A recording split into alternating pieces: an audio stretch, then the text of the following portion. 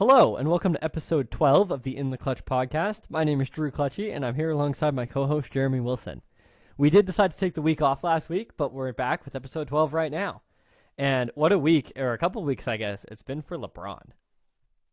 Yeah, the Lakers are, first of all, totally useless without LeBron.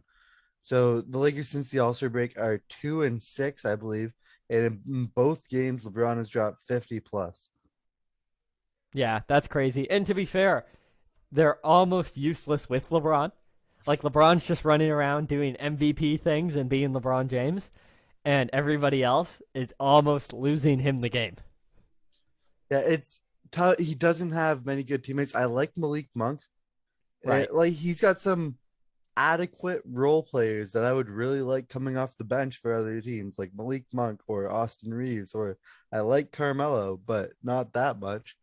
Right. Well, especially, and I know we go over this a lot, but it goes back to the whole veteran minimum thing, which is there a reason that we're signing all these players on the mid-level exception or the veteran minimum, and it's because they're not $22 million a year players that are really going to go out there and produce, right? Like, it's not like the Chris Paul, Devin Booker, Ayton Bridges situation. I think the only solution for the Lakers is when Anthony Davis does come back, I think you bring Russell Westbrook off the bench. I think Russell Westbrook could be a great bench player. You get him to run his own unit. You can say, play how you used to play in Oklahoma City. It's just you. You can destroy the other team's bench. Then you go back in with LeBron, Anthony Davis, and shooters. But then who do you put around Braun? Like, I know you say LeBron, AD, and shooters, but LeBron, AD, and who? Because the Lakers don't have that much depth. You're starting Malik Monk at point guard. I like Malik Monk at least a little bit. He's a decent shooter. I guess Austin Reeves. Right. And Carmelo or Horton. They've been starting Stanley Johnson, and Right. he would probably go back to the bench for Anthony Davis. And I'm not saying Stanley Johnson is like the best player. I love Stanley Johnson. You're not, just to be clear, you're not saying Stanley Johnson's better than Anthony Davis? Depends on the day, but I'm a big Stanley Johnson fan. I think he does some really good things for the Lakers, but Right. he would likely go back to the bench, and he's not a shooter anyway. So I'm not saying they have great players that they can put around LeBron and AD, but they have adequate shooters. Right. Yeah, which, fair enough, I guess. I think LeBron's just going for the scoring title. He wants to catch Kareem. I think he's going to do it, and I think whatever it costs him in these couple coming years of whether or not the Lakers win or not, I think LeBron just has to go after Kareem, and that'll be one thing that he has that MJ doesn't. A scoring title? Yeah. Although MJ has like, I mean, you're talking Well, about the scoring title, not a scoring. Yes, MJ because does. I think MJ has a like 11 or something like that. No, the scoring title though. So I think that'll just have to be one thing that he has that MJ doesn't. But I don't think at the current position LeBron's in that he's going to get to 6 rings. Yeah, and I saw, the LeBron to 6 rings is doubtful at best. Right. I don't know what the move is for the Lakers in the offseason to get better because of their contract situations. Nobody wants to take Westbrook off your hands. So Yeah. I don't know what the Lakers do. I think LeBron at best could get one more, maybe. I think he'd get one more. He's LeBron James. If Anthony Davis has a monster year next year and they kind of bounce back, and I think they'll have to undo the Russell Westbrook trade, which is trade Russell Westbrook, which will be an expiring contract, in exchange for a whole bunch of role pieces that are not great contracts, like Andre Drummond and like Seth Curry kind of contracts. And they'll just have to undo that, so then they'll be back to LeBron and Anthony Davis, and then people like Kyle Kuzma and stuff like that. Right. And if Anthony Davis can go back to who he was before, if he's a top 10 player in the league next year, right, you're going to have 2 top 10 players in the league. Oh, absolutely. And then well, even if let's stretch it a little contender. bit more, say he's top 7. Right. And now hopefully LeBron doesn't take too much of a drop off. It's hard to imagine that he does. He won't. LeBron doesn't.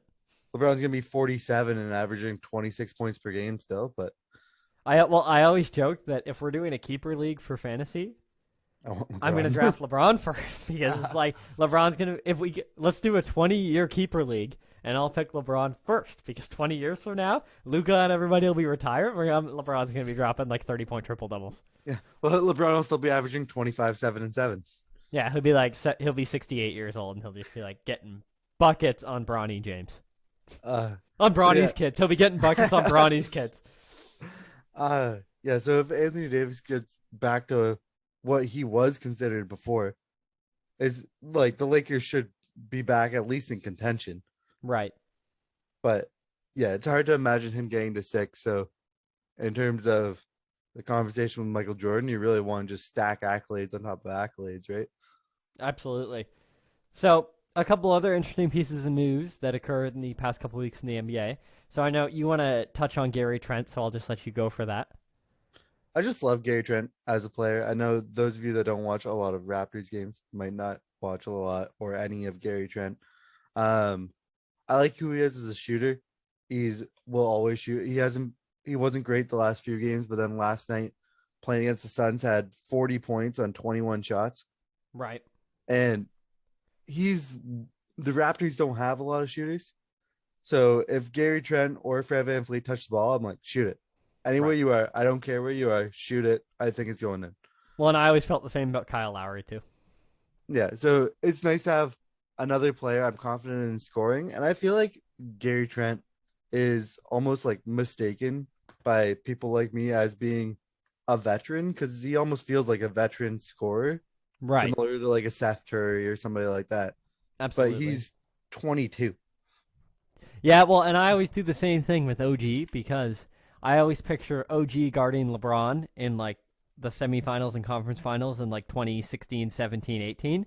Right, but OG was And like a rookie then. yeah, OG was like 19, 21, 20, 21 kind of thing. So OG now is like 24, and I feel like he's 29.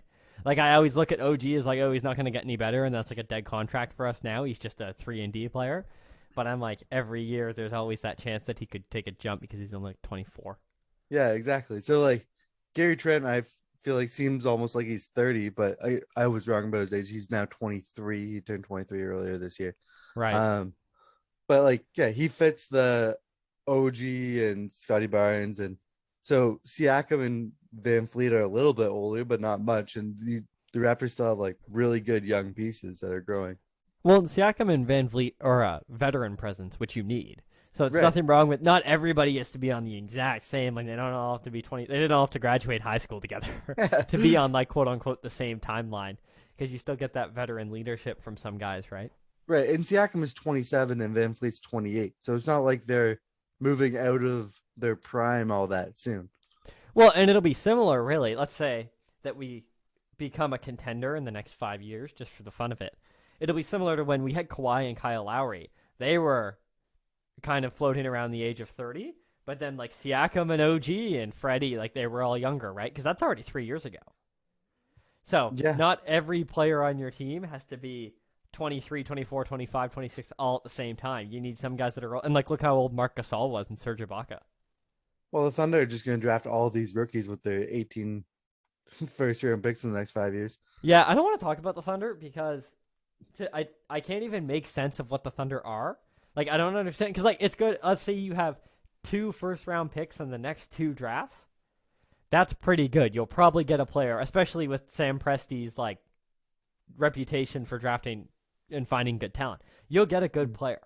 But I don't like the fact that, oh yeah, now they have 44, like they're the only team that gets to draft in the first round in the next 3 years kind of thing. So I don't understand the strategy, and therefore I don't like talking about the Thunder. Well, they really just racked up picks, and like credit to Sam Presti for getting teams to trade him every first round pick in the next 10 years. Yeah. Do you want to And play there's a still game Shea that's and Josh how Giddey now. many players in the Thunder starting lineup do you know? Okay. Well, assume Shea and Giddey are healthy. Then I know the two of them. Yeah. And then Lou Dort.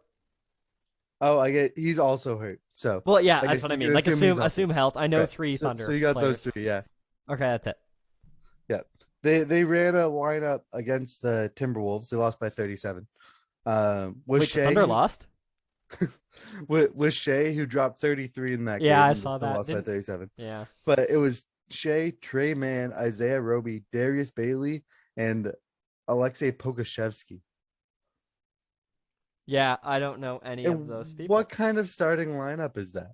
Well, they're in that situation where they're under the salary floor, so they have to pay out to their players $23 million. Like, That's actually, I'm awesome. not kidding. They're the only team that's ever done it, I believe, That's because hilarious. they're under the floor. And yet So, somehow they run out those lineups, and they're the fourth worst team in the league. well, everybody tries hard, right?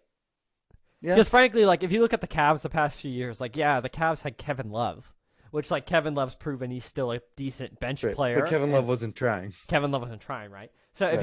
if you have 8 guys so 7 guys plus Shea, who are all trying to earn a job anywhere in the NBA, then they're gonna try really hard, Yeah. and that's why you see guys like Gary Payton Jr. in Golden State, like he's kind of on the up and coming, and Stanley Johnson and stuff like that, right? They're all fighting for a job. Yeah. And I mean, just on Kevin Love quickly, I think Kevin Love was evidently unhappy the last few years with Cleveland. But I did see him on JJ Redick's podcast relatively recently, and he seems happy and seems like he's having fun. And Kevin Love just seems like a good guy. So Yeah, like I'm happy for well, Kevin. and it's impressive that he was able, like him, and I guess him and Cleveland together, they were able to turn it around and keep him in Cleveland, Mm, because so much of the NBA we see now people leaving, right? But right. it's always a good sign when you see that people are able to work things out between teams and players and ownership and stuff like that. Yeah, yeah, definitely. So the only other notable piece of news that we're going to touch on is the 76ers played the Nets in Philadelphia this week. Kyrie Irving absolutely went off and locked down James Harden, which I thought was impressive.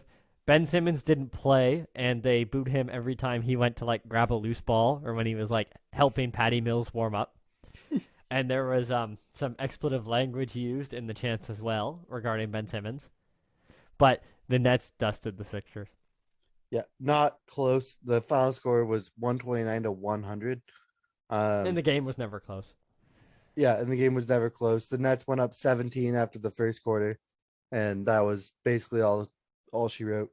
Um, yeah, in terms of that game, it's a disappointing game. I wish Ben Simmons would have played.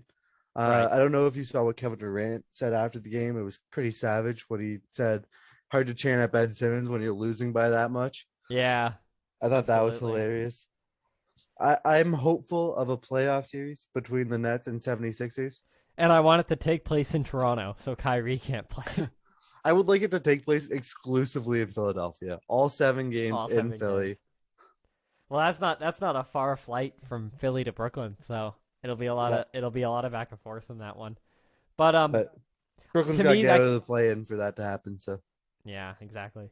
But for me that game doesn't mean much just because it's just I know a lot of people put a lot of weight on it and the whole Ben Simmons back in Philly and Kyrie played really well, which it's just to me it's just another regular season game that everybody tried a little bit harder, but I don't mm, think Harden's going to have a shooting net like that every time, and if the game's right, closer, it's easier to keep a close game close than it is when the game runs away from you to bring it back.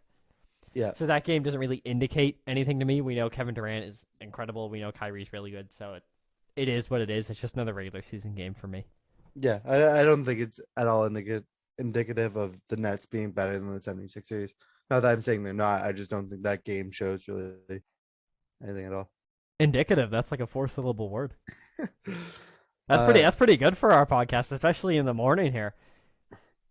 I want to just touch on the Eastern Conference standings. Toronto is 2 games back of Cleveland for the 6th seed, and the play-in tournament is terrifying for me as a Raptors fan because it's the Nets in the first round, and then one of Charlotte, who you just never know how many points they're going to score on a given night, or Atlanta, and we saw Trey Young in the playoffs.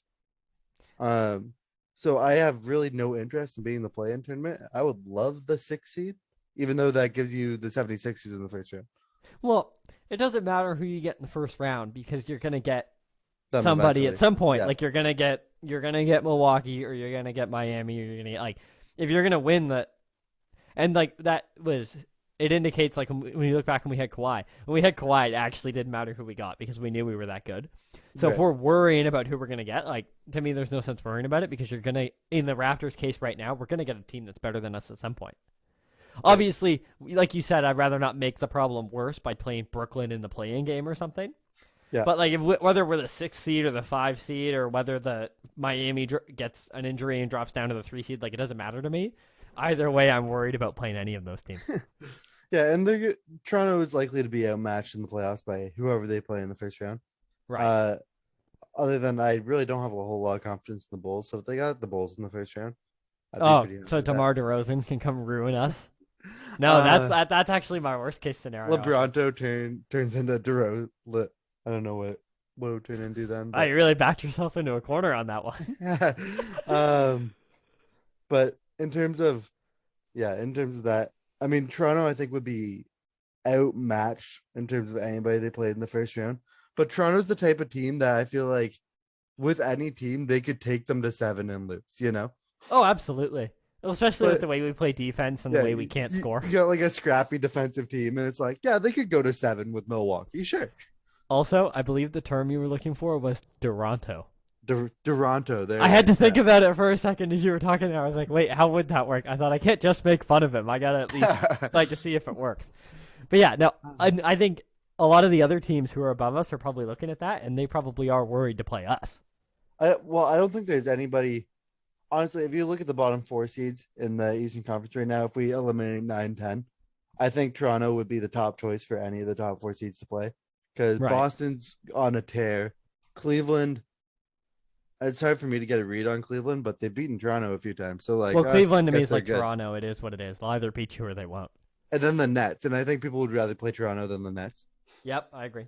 So, I feel like between Cleveland, Boston, and Toronto, like, I don't know how good Boston is. Boston again is also hard to get a read on. I know they've been on a tear recently. Yeah, they're terrifying. They're the number one defense now. Are they really? Yeah, Wow. I'm really scared of Boston because now with Derek White, they have that point guard that they've always needed. Right. So anyway, so we actually have to get into like we have an episode planned here, but because it's been 2 weeks, we're behind on a little bit of the news. So one final piece of news, which hopefully we don't have to comment on, otherwise it's gonna be like 2 hour episode. So Greg Popovich got the coaching record last night. So Greg Popovich is now the winningest coach in terms of games won in NBA history. Yeah, good So for him. I bet you it took him a little longer than he expected with the Spurs being 15 games under 500 this year, but all the same. yeah, well that's exactly it, and I'm sure Dejounte Murray was pretty helpful in making that happen. I imagine, which he's been on a tear. So just I don't Yeah, have like a ton. I don't want to say much about this either. I did watch I couldn't watch the game, but I watched the full game highlights of Raptors Spurs. Right. And DeJounte Murray is really good. He's awesome. I love him. Best player on my fantasy team. So anyway, if you do want to hear more about the Greg Popovich thing, Zach Lowe of the Low Post podcast, ESPN, he did a whole episode interviewing people from Pop's like coaching and other players and stuff like that. It's like Danny Green. He interviewed Danny Green and he interviewed Ime Udoka, who coached under Pop, and And unfortunately, we don't have access to those people yet.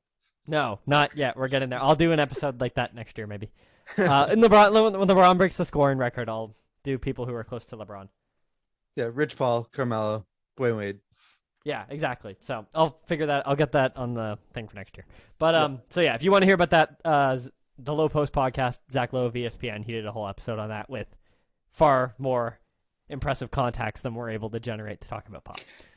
So that brings us to the actual goal of today's episode, which is Jared and I have both marked out our top 5 active players who we feel are going to end up with a disappointing legacy. So just to give a couple examples in our honorable mentions category. So we have James Harden. So James Harden's legacy, obviously, he's probably not going to win a chip. He might win one with Philly. He might not, depending on what any of the other plethora of good teams do this year. So his legacy is obviously a little bit disappointing because he'll have a lot of scoring titles and a couple really bad playoff games and playoff series, and that'll be about it.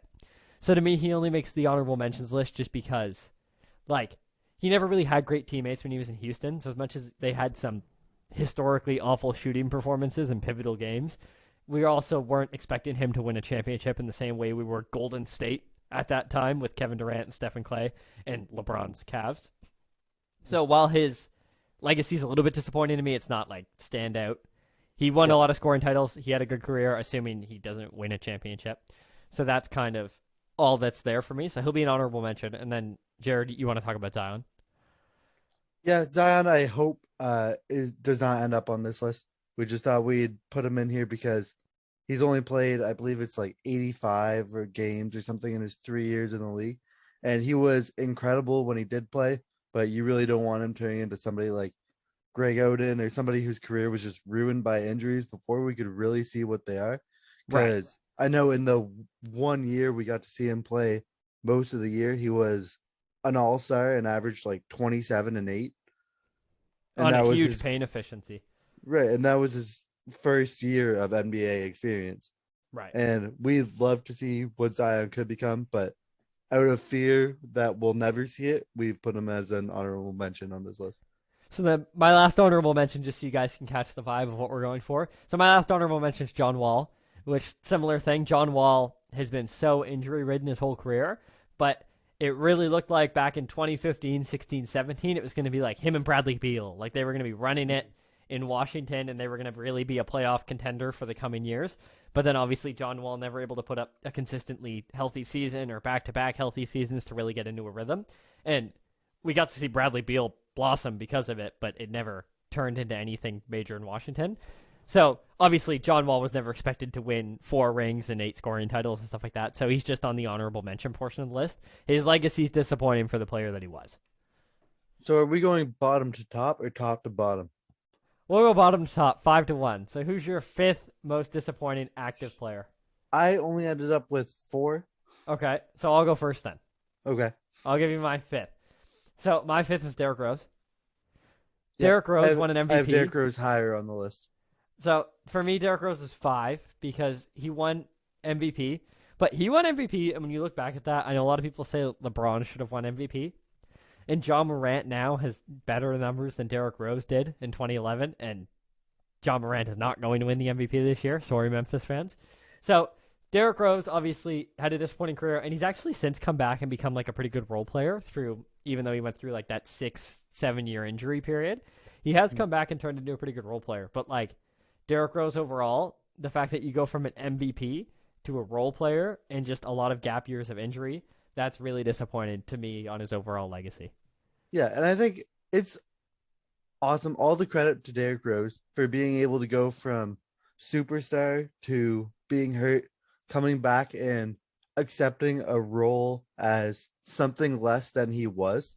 Right. I'm sure that is not an easy thing for players who have previously been stars and just can't do that anymore to do. Oh, of course. So yeah, all the credit to Derrick Rose for becoming a quality, good role player. But yeah, devastating that we weren't able to actually see what he could have panned out to be after he became the youngest MVP ever. No, exactly. And to me, yeah, the biggest thing is that now when we look back at it, people argue LeBron, and then you see John Morant's numbers now. So that's why he only ends up at number 5 on my list. It's just because they say hindsight's always 2020. Looking at it now, it seems less significant than it did like in 2015 when we were like, "Wow, what if with Derrick Rose?" I feel less like that now. Right.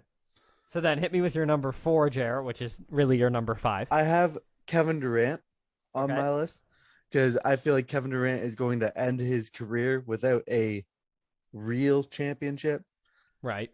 I don't count the 2 when he joined the greatest regular season team of all time Right. and made them just the most overpowered top heavy team that we've ever seen. And bottom heavy. They were just incredible. And bottom heavy. They were just the Warriors. They had argue 2 of the top 3 players in the league and 2 other future Hall of Famers Right. in their prime. So Kevin Durant not winning a championship that he didn't go join a ridiculously talented team, that will change. If he wins one with the Nets and with Kyrie and Ben Simmons, that is good with me. If he wins one somewhere else, again, good with me. I know he even got the finals MVPs in those series, but joining Steph Curry and the 73-9 Warriors just didn't sit right. Right. No, absolutely. And I know a lot of us obviously feel that way. So then my number 4 is going to be Russell Westbrook. So Russell Westbrook not having won a championship? Russell Westbrook not having won a championship, but the caveat on that is Russell Westbrook not having won a championship, but also being a triple-double player. And for some reason in my head, Russell Westbrook is higher on the list than James Harden, even though it's basically the exact same scenario. But I feel like Russell Westbrook has had more opportunity because obviously we put him with Harden, but watching the flame out with the Lakers right now is really painful to watch. And Mm, then Russell Westbrook played with Kevin Durant, which I know Harden did too, but Russell Westbrook had like a real comfortable shot with Kevin Durant, like when they were both in right. Oklahoma together full time. And then they also had a good team around them in OKC. So Russell Westbrook ends up a couple steps higher than on the list for me than Harden does, obviously, just because it's the same situation, but I feel like Russell Westbrook with the players around him had more of an honest crack at it. I see what you mean in terms of the ability to win a championship during their careers. I think Russell Westbrook has a better legacy than James Harden does in terms of now we only have two players ever to average a triple double, and one of them is Russell Westbrook, who's done it in multiple years. Right. So Russell Westbrook, I feel like just has a more historic run than James Harden has had, even though James Harden's been an elite scorer and averaged like 34 points per game one year or something ridiculous like that. But just because that Russell Westbrook has that historic thing of most triple doubles ever, the second player ever to average a triple double, and the first since what was it, like 1970 something. Right. So, I would say on the Harden Westbrook legacies, to me, it's splitting hairs either way. mm, Because the only thing is, with Harden, we talk about he's one of the most innovative scorers in terms of the ability to get to the free throw line, and he's one of the most, or one of the most impressive 3 level scorers in NBA history, and then also the isolation thing. So obviously Westbrook has the stats that you can't argue with, the 20, 22, 10, and 10 for multiple seasons kind of thing. But I think it, for me, on the legacy aspect of it, obviously both legacies are super disappointing, but they're both really close. But then I just put Westbrook higher on my list just because I feel like he's had a more fair crack at it and a yeah, real chance fair to win a enough. championship with better teammates. But it's really close. And I guess to put in relevance how close it is, it's Harden, and then there's just like a Derrick Rose sized gap between Westbrook and Harden. So they're like 6'5", 4 all in a row, like boom, boom, boom. Uh, so number three on my list is Carmelo without a championship. Carmelo as one of the best scorers ever. Currently, he's ninth all time in points scored. He could end his career with 30,000 points, although he's about 2,000 points away and seems a little bit unlikely that he'll get there. Right. Um, but Carmelo being one of the greatest scorers ever with no championships, um, in terms of the all-time scoring list, he's the only one in the top 10 other than Karl Malone, who we're only talking about active players, who doesn't have a championship. So him being just one of the greatest all-time scorers, a perennial all-star, and never being able to get that ring, I feel like that's a disappointing legacy for me. Exactly. And I forget too how good Melo was because Melo's peak was kind of like slightly before I really got into the NBA. So Mm, I forget how good Melo was, and he didn't make my list, and you'll see why shortly. But Melo would actually fall in the honorable mention category for me personally. Where same thing, like it's just the same situation as Westbrook, Harden, right? Like they just were never able to really win anything, but incredible players for their time. And to me, those are the players that are going to end up relatively forgotten. right. Like, And and Melo peaked in like 2012, 2013 or so. right. And that was just a little bit before we got really into basketball. No, exactly. So, So, and that's why, like, I know you brought up Karl Malone as one of the players in the top 10 for scoring leaders. mm, Nobody in a casual, which, to be fair, he played for Utah. So, nobody in a casual conversation ever brings up the Utah Jazz. But also, we rarely, if ever, bring up Stockton Malone. right. And the only way I feel like Malone and Stockton get brought up is if you talk about the assist record, you'll talk about Right. John Stockton. And if you talk about Michael Jordan, you might say, hey, he beat the Jazz twice. Yeah, exactly. So, I think a lot of these players have a chance of falling into that same category of just like incredible players for their time, but won't be talked about 2 decades later. Right. Yeah. Carmelo is likely going to be forgotten, but again, Well, just a and great frankly, that's the scorer. way it falls for a lot of players, right? It'll But be the same yeah, with for the vast majority. Yeah. be the same with Bradley Beal. Bradley Beal won a scoring title, but we'll never talk about him again. Yeah. So for my third spot, I have Kawhi Leonard, and so obviously Kawhi Leonard has 2 championships and 2 Finals MVPs, or 3 championships. I'm not sure how many we won with the Spurs. I will double check that. So Kawhi At has least a two. number. Kawhi has a number of championships and 2 Finals MVPs, and he has championships in different cities. And he may or may not be able to bring one in with the Clippers. We'll see. But the reason I have Kawhi at number 3 on this list is because Kawhi does have 2 championships. Jared's now pointing to me, giving me a peace sign there. So Kawhi does have 2 championships, 2 Finals MVPs. But the reason he falls to me on this list is because he's been injured enough times in the whole load management thing that when Kawhi plays, playoff Kawhi is so good that if you are a fan of the team that he's on, you genuinely believe and have a case that you will win the championship that given year. So the reason Kawhi falls on this list for me is because he just hasn't put up enough of those seasons where he's consistently played the whole year and played really, really well to be able to like make you feel like he had a real chance at 4 championships, 5 championships. But I think if he had just put up enough seasons, it'd be like, wow, Kawhi. Because Kawhi is like, to me, Kawhi is like a hair under Kevin Durant, where it's like, Kawhi is not a player that you want to meet in a playoff series. Right. And in that playoff run, the Raptors won against the Bucks and the 76ers and the Warriors and the Magic. And the Magic. And even with DJ Augustine. No. Yeah, I've never forget that game 1, first round. But even with Kevin Durant hurt in the finals, the Raptors won against Giannis, Embiid, Steph Curry, and at any given point, I felt comfortable saying, I think we have the best player on the floor right now. Well, and even when Kevin Durant came back, it was still like any other NBA fan was probably looking at us as Raptor fans as if we were high. But we were like, no, it's fine. We have Kawhi.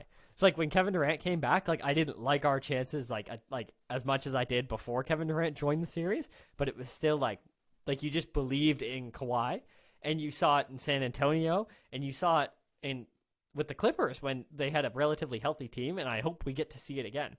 Because right, Kawhi and for anybody who didn't watch the Raptors playoff run, the Raptors' fourth quarter offense in close games was get the ball to Kawhi and get it out of the way. He will score. Yeah. No, so that's what I mean. So Kawhi makes this list for me because obviously he has 2 rings in 2 different teams, 2 Finals MVPs, which is impressive. Mm-hmm. But anytime he's on the floor and healthy and has played enough games to have chemistry with his teammates and stuff, you just feel you're going to win. And I feel like because of his injuries, we've been robbed of that. So we'll look like robbed of having that feeling every postseason, like not necessarily as Raptors fans, but just as NBA fans, being able to watch Kawhi and believe that, oh yeah, like the Clippers can beat the Suns because Kawhi's out there. And he might drop 30, 10, and 10 and just lock everybody down on defense, and that's it.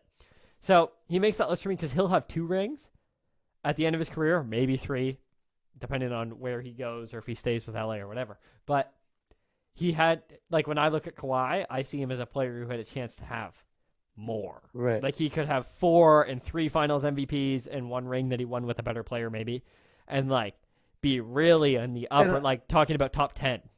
Right. And, I mean, his first Finals MVP, he wasn't the best player on that team. No, but he guarded LeBron. Yeah, that was young Kawhi, who was still a defensive stud, but I want Iguodala. Playing with Tim Duncan and Tony Parker and Manu Ginobili. And in terms of playoff Kawhi, I mean, when they went 7 games against Philly, he played 40 minutes a game, averaged basically 35, 10, and 4. Right. And yeah, and Hall of Fame Kawhi was just ridiculous. So I'm prepared to skip number 2 on my list. It's Derrick Rose. We talked about Derrick Rose already. So if you want to hit number 2 on your list. All right. So number 2 on my list, I have Ben Simmons. Which I think I was going to put him lower. That he's on my list? Yes. Okay, so here's my theory on Ben Simmons. So when Ben Simmons, like, take 2018, like right before they got kicked out by the Raptors, like those couple years before that, right?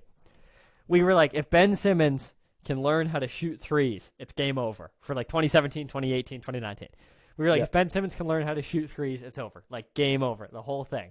He's the next, he'll be like just as good as LeBron. He's Hall of Fame defense, you know what I mean? Right. And then he couldn't do that. So then in the past year or so, like before the Atlanta series, we were like, if Ben Simmons can learn to shoot free throws, then he'll still be incredible because such great size, a phenomenal passer, Hall of Fame defense, he can dribble, all that. So we're like, Ben Simmons will still be incredible.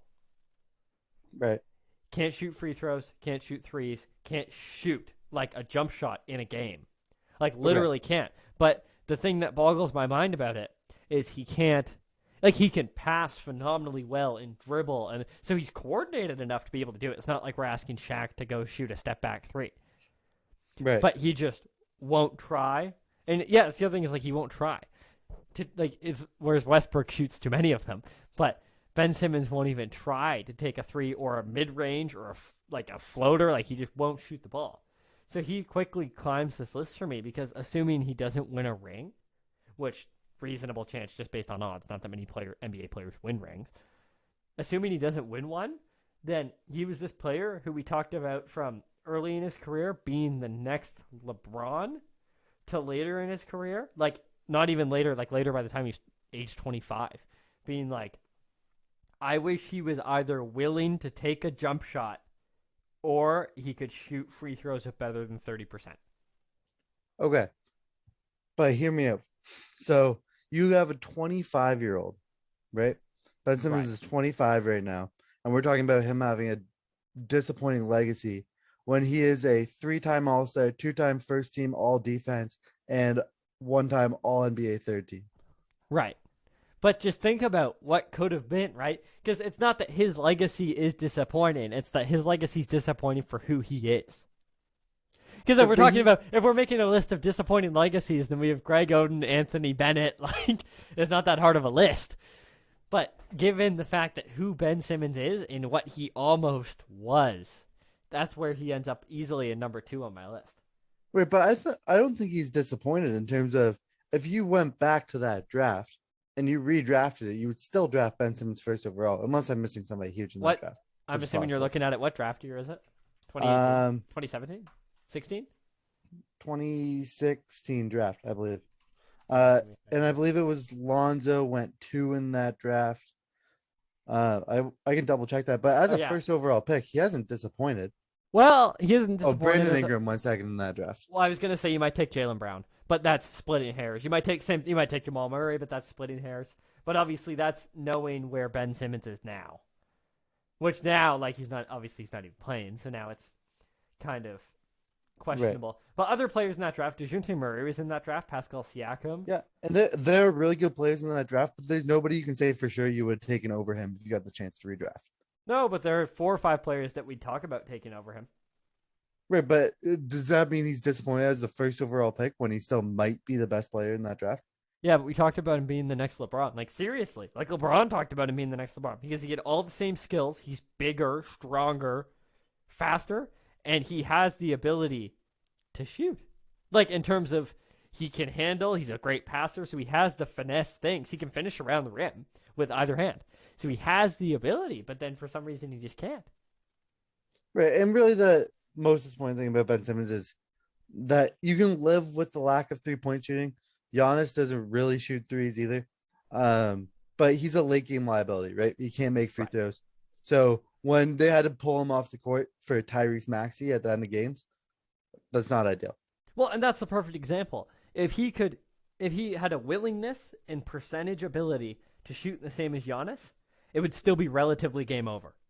Like if he was shooting a 30.25% three ball and 70% from the free throw line, as every other team, you're still pretty much screwed.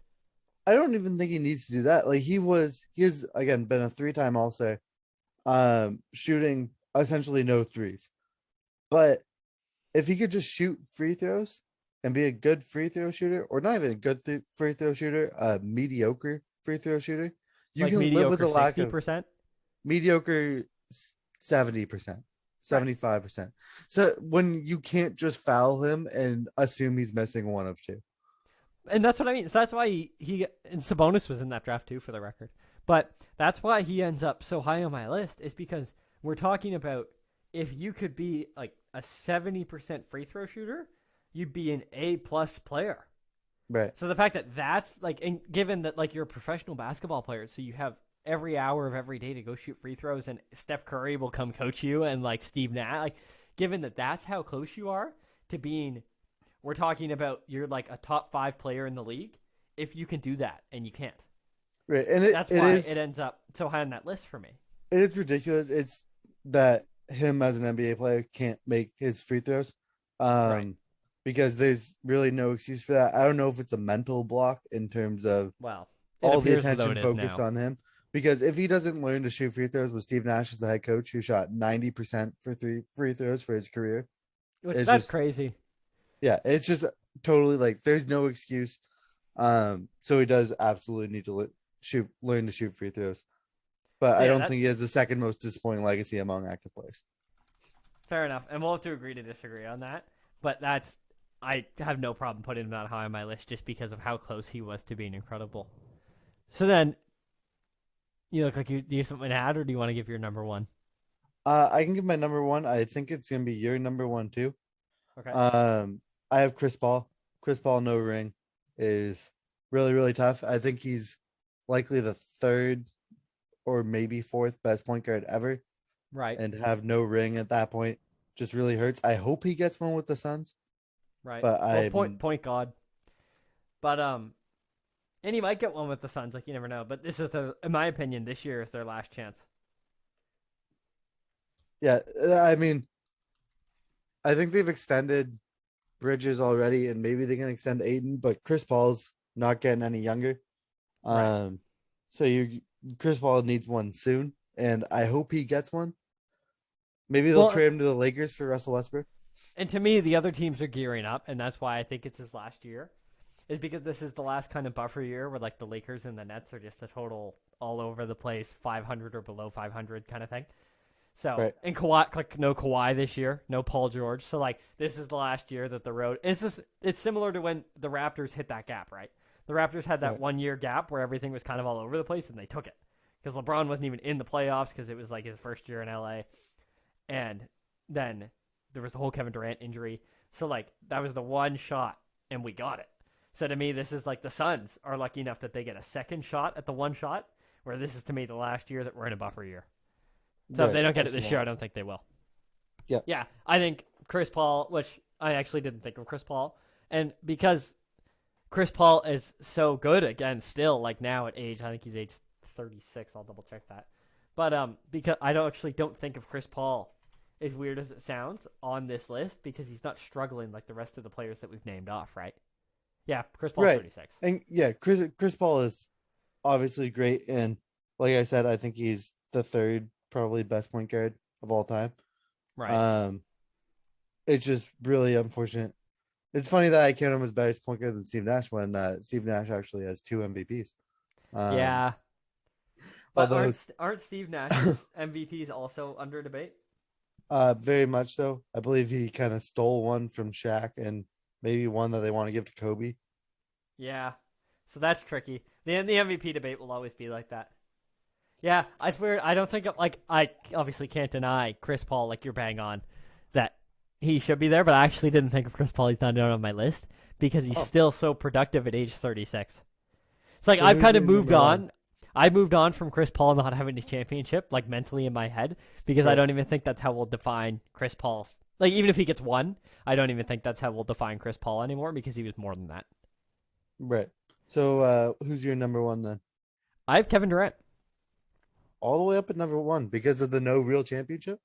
Well, because of the no real championship, and yeah, just built on the fact that like it not dissimilar from a Ben Simmons, but like we talk about Kevin Durant is the best player in the NBA right now, as a lot of people would say. I can't decide if I agree or not, but that's for another day. But we talk about Kevin Durant in the last decade has been the best player in the NBA at various times on and off. I believe the best player is a fluid thing depending on what players have done recently. And the best scorer of all time because nobody else has been 6'11 with a handle and ability to shoot threes from anywhere and all Mm. that kind of stuff. So, and he was a great defender too, like, and still is, but he was a really good defender in his prime. But to only have two rings that we're kind I of think he's still a debating. really good defender now.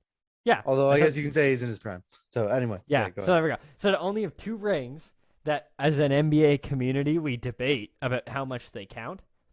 And then as we're seeing now with Kevin Durant, he's a really poor leader, which we kind of knew that, but like now we're really experiencing it. So now he's going to be known for the two rings that we debate about whether or not they count. But man, we don't debate about whether or not they count for Steph and Clay and Dre. They all have three rings. But when we talk about Right. Kevin Durant, we're like, oh, he might have 2 or he might have 0, depending on if you count them. And he got the Finals MVPs because he's a small forward, and that's who win Finals MVP. But the fact that that's how we're looking at Kevin Durant, and then now the whole Kyrie Harden situation, and the fact that he left the Dubs for that, and that's now how we're evaluating Kevin Durant. We're not even talk like we talk about casually in conversation. We throw out, oh wow, yeah, Kevin Durant, like best scorer of all time, and then we spend the next 20 minutes talking about the shortcomings of Kevin Durant. So it's like one or two comments about, oh yeah, 2-time Final MVP, great score, and then we go, yeah, but the whole Kyrie Irving thing and his decision to join Golden State and blah blah blah blah. So that's Right. why he makes number one on my list. Right. And you mentioned Kevin Durant not a leader, and I totally agree with you there. I think Kevin Durant, and I've heard people say that Kevin Durant, all he wants to do is ball. He just wants Right. to score and go out and play every night. He has no interest in being the leader of a team or wanting to be that guy. He just wants to go play. So in terms of him not being a leader, I totally agree with you. I think you can totally say best scorer of all time, and his only rings came from when he joined the best team ever put together, in my opinion. Right. Um, No, which I is completely just agree. yeah. So I see why you would have him at number one. Yeah, and it's just so like as great as Kevin Durant is, and later on we'll say as great as he was. If let's say if Kevin Durant only ends up with 2 rings and they both came with Golden State, then he's going to be.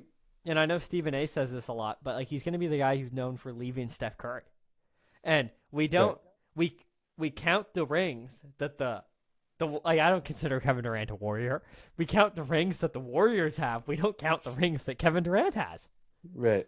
So to me, like that puts him easily at number one on my list. Like when I came up with this idea for today's episode, that's where I got it. Is because I was thinking about the fact that Kevin Durant's legacy to me is so disappointing. Right. And like you mentioned, it's like, yeah, Steph Curry has 3 rings. Kevin Durant kind of has two, you know? Like Right. we count all of Steph Curry's with or without Kevin Durant. But because Kevin Durant was the one to go, we're like, yeah, really? Yeah, kind of, too, sort of, really. So that's actually it. So that puts Kevin Durant at number one on my list. And to me, it's like not even particularly close, just given that we talk about that he's the best player in basketball. Sometimes, when LeBron James also plays basketball at the same time, we talk about Kevin Durant as the best player. But then anybody only ever has 3 good things to say, and then 20 minutes where we talk about the bad things related to Kevin Durant Right. and the Twitter wars and all that kind of stuff. So that puts him at number one on my list. So then I know you want to touch on MVP conversations. Yeah. So this isn't like our opinions or anything. This is the NBA.com MVP ladder. So I'll just list the top 10 quickly. It goes from Jokic, it has Embiid and Giannis tied for second. Then Morant fourth, DeRozan, Tatum, Luca, Steph, Devin Booker, Chris Paul. And my thing is, I know you talked about Luca when we had our MVP discussions a couple weeks ago. Having him at 7 is absolutely ridiculous. So they have Jason Tatum at 6, and I just have a player comparison here from this season. Luca's averaging 28, 9, and 9 essentially on 45% shooting and 33.7% from three. And Jason Tatum's averaging 27, 8, and 4 on 1% less shooting and 0.1% better from three. Right. So, and like Luca's team, I think technically is a half game up on the Celtics in the standings. I don't Yeah. understand what puts Jason Tatum over Luca. I I don't just don't. understand what puts a whole bunch of these people over Luca, and I know I went over it a couple weeks ago, but like Embiid or sorry, I don't want to be blasphemous here. Jokic and then Embiid and then Luca. I don't understand how we can have anybody above that. I can see like Giannis is averaging, I feel like 30 and 12 or 30 and 14 or something ridiculous again. Um, Luca, I feel like should be no lower than fourth. Also, even John Morant, when the Grizzlies have this, I think they're now second in the West. So John Morant doing what he's doing, and the Grizzlies having now the 2 seed, I can understand. Luca should be no lower than 5 at worst, and the that we've suddenly Luka's in like his third season, and we've already gotten used to him averaging almost a triple double. Right. We're just like okay with that now. Well, and that's I know, which I go over that over and over and over and over again. But voter fatigue drives me bonkers. That we're used to Luka doing this, so now he can't win an MVP, which I think is ridiculous. And I would put Luka at 3 right now, and to me, it's not particularly close. And I could see, like you said, like John Morant, obviously the second seed in the West, and Giannis is Giannis. So you could slot them in at 3, and I'd understand that.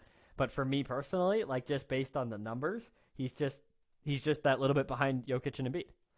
Right. And I know like you mentioned that the Celtics are first in defense, and I don't think Jason Tatum's like this all NBA defender or anything like that. But like the Mavericks are, I think, fourth in defense. Well, and So Luka's it's kind not of like there's a started big drop defending. off there. Yeah, Luca isn't a great individual defender, but he's fit into the scheme and he gets his deflections and Yeah, he he does started what he actually does what he's trying. supposed to do. He's in Right? shape now. Luka's in shape, Yeah. which Uh, earlier on in the season he was not. so I don't know if you have anything else you want to touch on this episode. No, I think we're pretty much at time here. So if you just want to hit us with the tweet or fact or thing of the week. So having talked about Kevin Durant and Russell Westbrook, I'm going back to a tweet that's from actually Damian Lillard when he was in college, the year before he came into the NBA. And Okay. it makes it even funnier that Damian Lillard ended up having a pretty significant beef with Russell Westbrook. Which, Um, sorry, just to hold that thought. Neither one of us put Dame on our list.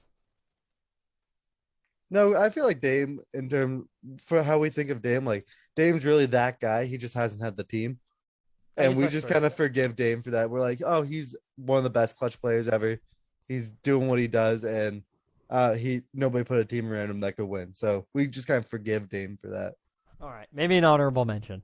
Okay, so then Um, anyway, back to so this was in 2011 when both Westbrook and Durant were on the Thunder.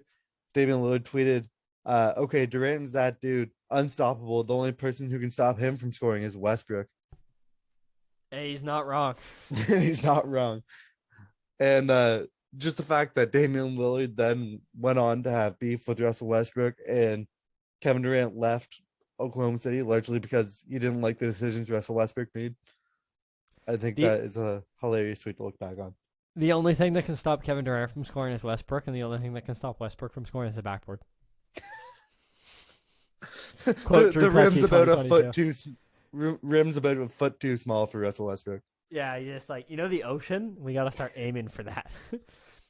uh, yeah, no, that's funny. It's funny. You're right. How it aged with now the fact that Dame and Westbrook have beef and Kevin Durant's gone.